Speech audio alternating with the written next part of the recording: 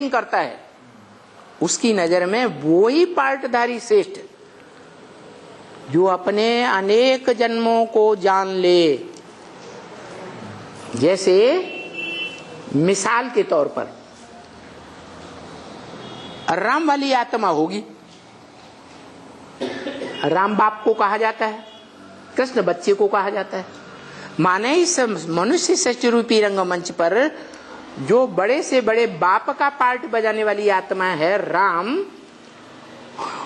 वो राम वाली आत्मा के लिए इशारा दे दिया ब्रह्म वाक्य मुरली में कि शास्त्रों में अपनी अपनी कथा कहानी लिख दी है।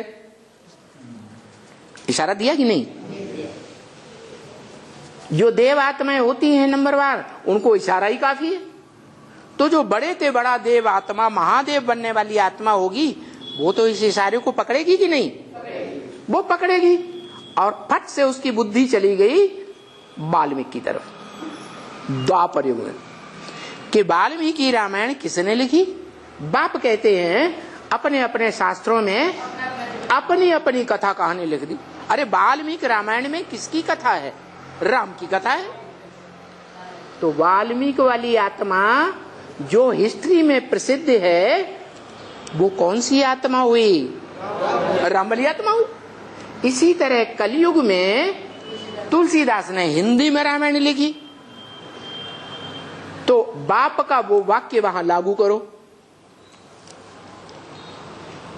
कि अपने अपने शास्त्रों में अपनी अपनी महिमा लिख दी।